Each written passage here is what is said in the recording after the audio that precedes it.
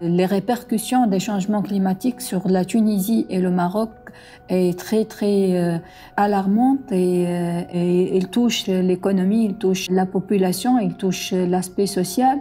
Le temps passe et les impacts sont irréversibles et il faut qu'on agisse immédiatement pour au moins renforcer les populations pour être plus résilientes au changement climatique. L'air est chaud, un souffle court dans les rues vides de Kérouan. Le soleil tape fort, on ne sort pas à cette heure-ci en Tunisie. Profitez d'avoir la ville pour vous tout seul. Si vous dépassez la grande mosquée et sortez des remparts de la Médina, vous pourrez apercevoir les 2 immenses bassins aghlabides datant du IXe siècle qui ont de tout temps alimenté la ville en eau de pluie, au milieu du désert.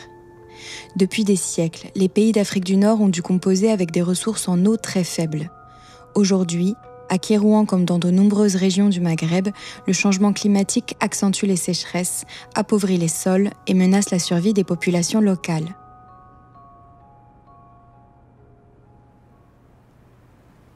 Depuis juillet 2018, le WWF mène un projet au Maroc et en Tunisie qui vise à mobiliser la société civile et à renforcer les capacités des ONG locales, pour que, mises en réseau et avec les bons arguments, elles puissent décider les gouvernements à mener des politiques d'adaptation au changement climatique solides et adaptées aux enjeux locaux.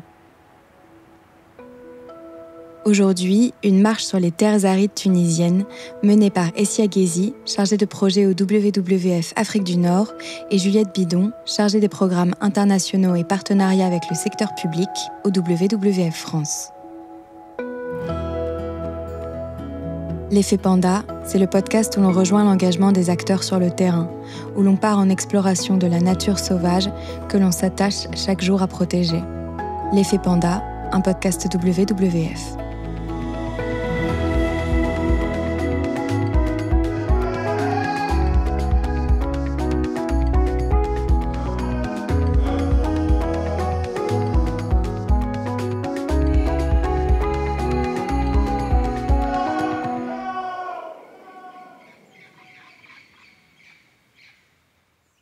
Le projet MES3C, il est un petit peu, il illustre assez bien le mode de fonctionnement qu'on a avec les bureaux locaux du WWF à l'international, dans le sens où ça repose en fait principalement sur la solidarité internationale. Juliette Bidon, chargée des programmes internationaux et partenariats avec le secteur public au WWF France. Son travail, c'est de s'occuper de projets qui sont financés par des organisations publiques françaises et mis en œuvre dans des pays en développement. C'est elle qui gère pour le WWF France le projet MS3C, acronyme de, attention, tenez-vous bien, mobilisation de la société civile pour renforcer la résilience au changement climatique en Tunisie et au Maroc. Donc en fait, le premier rôle qu'on a, nous, vis-à-vis des bureaux locaux, en fait, c'est de servir un petit peu d'intermédiaire avec les bailleurs publics, comme l'Agence française de développement, parce que nous, en qualité d'ONG française, on a le droit d'aller chercher ces financements-là. Donc ça, c'est le premier rôle qu'on a. C'est que concrètement, on est là pour appuyer les bureaux locaux à développer des propositions de projets qui peuvent être recevables par les bailleurs français et à faire le lien un petit peu entre eux qui sont du coup beaucoup plus sur le terrain et qui ont une expertise beaucoup plus pratique et les bailleurs publics. Le second rôle de support du WWF France, c'est l'expertise technique sur l'adaptation au changement climatique, une approche plus systémique et internationale sur des problèmes régionaux. Et ensuite, il y a une autre dimension, peut-être là encore un peu plus pratique, c'est aussi un support plus gestion de projet, c'est-à-dire qu'on les accompagne dans tout en fait ce processus qui est de redevabilité auprès des bailleurs publics, parce que étant donné que c'est de l'argent que l'État engage pour pouvoir faire des actions de développement. Nous, on s'occupe de faire en sorte que les projets qui sont mis en œuvre par nos collègues sur le terrain correspondent à un peu tous ces aspects-là. Et évidemment, l'enjeu, c'est que après, entre guillemets, les bureaux locaux n'aient plus besoin de bureaux comme le WWF France pour aller chercher des financements. Il y avait une volonté du WWF France de travailler sur les questions de l'adaptation au changement climatique. Or, au Maroc et en Tunisie, c'est vraiment un point clé. C'est vraiment des géographies qui ont déjà subi plus lourdement les effets du changement climatique que d'autres pays et d'autres espaces. Ça s'est vraiment concrétisé par une forte baisse de la pluviométrie, une augmentation de la température, Le climat va devenir de plus en plus aride.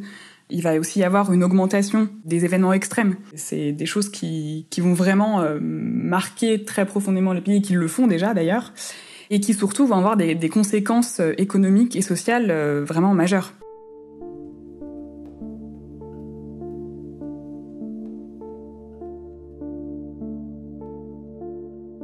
Face au réchauffement climatique qui augmente toujours plus rapidement, la solution aujourd'hui priorisée, c'est l'adaptation. Donc du coup, l'approche qui a été développée, c'est de se dire que voilà, en fait, on sait que ces changements vont arriver. Donc ce qu'on choisit, c'est de préparer déjà l'adaptation à ces changements climatiques, pour faire en sorte que au moins l'impact soit mineur, que la société soit plus résiliente, qu'elle ait pu anticiper un petit peu ces impacts et que du coup, on réduise la vulnérabilité des populations et des deux pays en général face aux conséquences du changement climatique. Ce projet-là, il vise principalement à mobiliser et à renforcer ce qu'on appelle les organisations de la société civile. Les organisations de la société civile, ce sont des associations qui agissent à leur échelle, sur le terrain, très souvent animées par des bénévoles. Le but, c'est de pouvoir les mettre en réseau, les informer et leur donner les clés pour qu'elles agissent elles-mêmes et qu'elles soient en capacité d'aller voir les décideurs publics de leur pays. La mission MS3C est donc avant tout une mission de plaidoyer. C'est le bureau WWF North Africa qui coordonne la mission dans les régions concernées.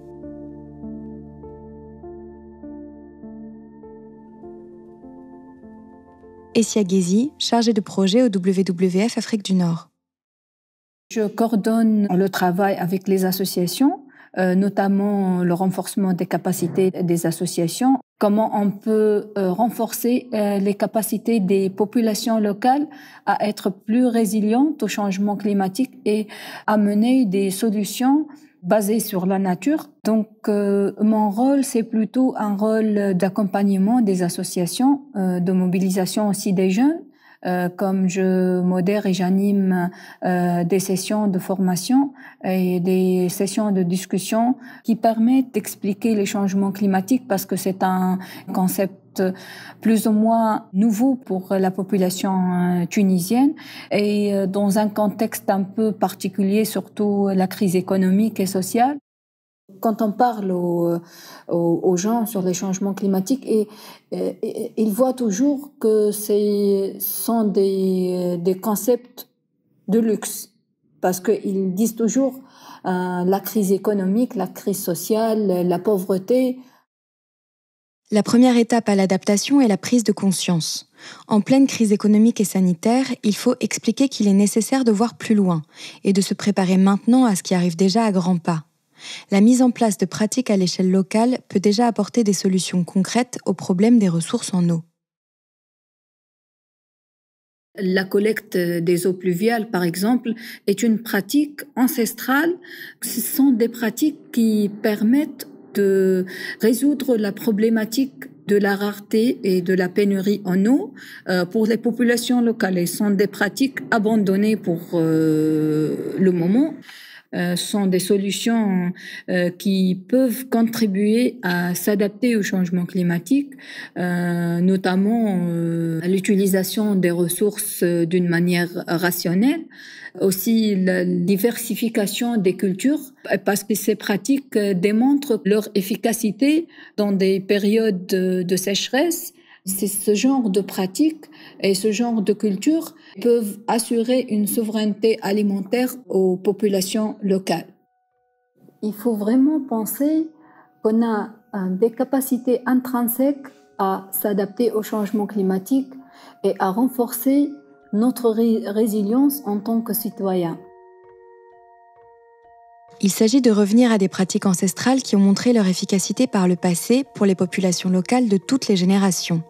Recueillir les eaux de pluie, utiliser les ressources naturelles avec parcimonie, recommencer à cultiver des plantes locales capables de résister aux très hautes températures et à l'aridité.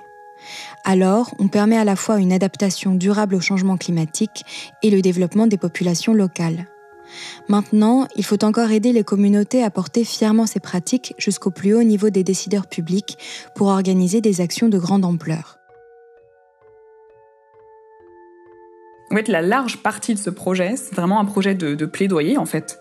C'est un projet d'accompagnement des associations locales pour faire en sorte qu'elles soient en capacité vraiment de porter un discours fort auprès des décideurs publics pour dire attention, voilà, en fait, il y a ça qui arrive, on sait qu'il va se passer ça, il faut maintenant prendre des décisions très fortes en termes d'adaptation au changement climatique.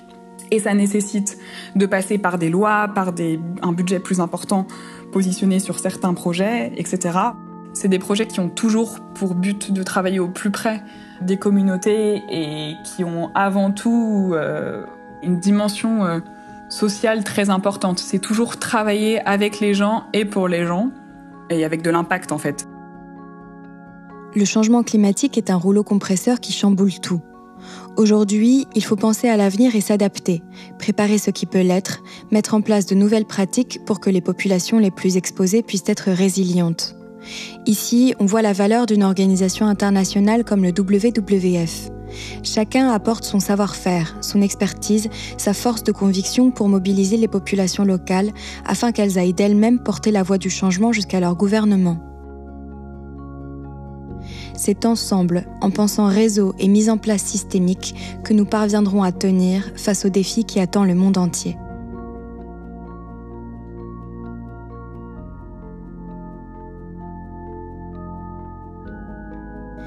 L'Effet Panda est un podcast créé par le WWF France, produit par Léozer Studio, réalisé par Chloé Vibo, mixé par Louis Martinez, avec une composition originale de Jonathan Morali.